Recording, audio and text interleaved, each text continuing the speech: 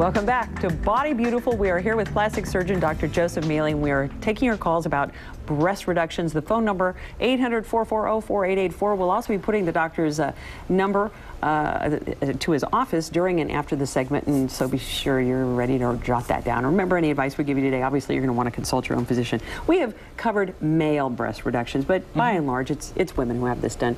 What are some of the qualifications? I mean, this is not a small surgery. With women, breasts tend to be larger, so when we're doing breast reduction with women, a lot of times there are other symptoms associated with the enlarged breast, including pain in the lower neck, upper back, pain in the shoulders, rutting, actually indentation from the bra straps or underneath the bra. Women who have larger breasts who are trying to control that volume tend to wear tighter bras, so the bras tend to cause irritation in itself.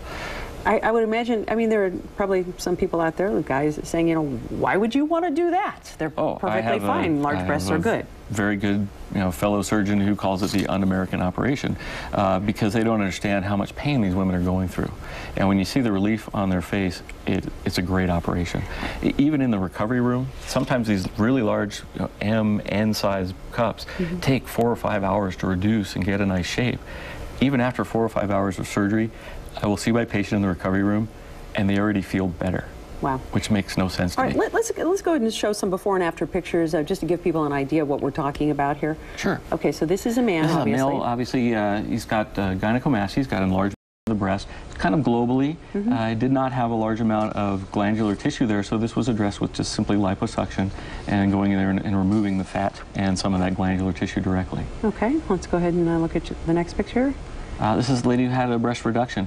Obviously had some asymmetry too. A lift? The little blue line there, I put in for reference because it's hard to tell otherwise. That line is at the same place on her belly.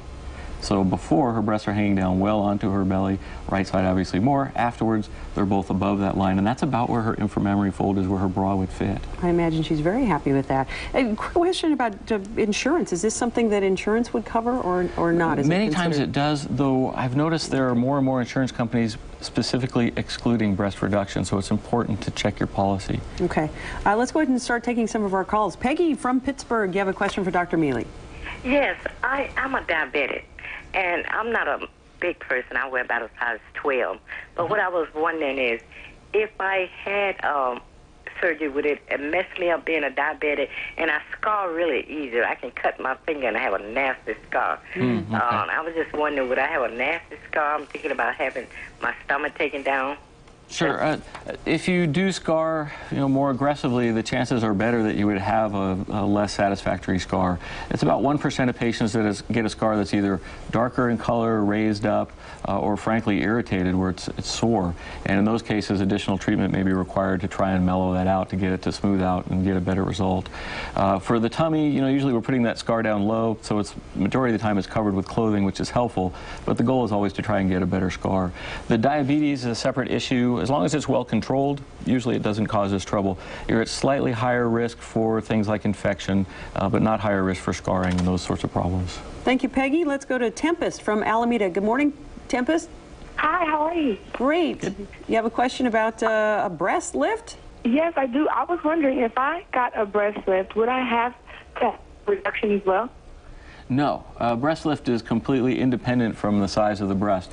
Breast lift is used more to improve the shape of the breast, to remove or reposition breast tissue that's low, or to reposition the nipple on the breast itself. The volume is separately addressed. So I've done breast lifts that we're just doing straight lifts. I do breast lifts where we do reductions. I do breast lifts where we're doing augmentation. The volume is completely independent. Okay. Great question. Tempest, hopefully that answered the question for you. So what's the average? Most people, when we talk about, breast enlargement, what are the ratios here?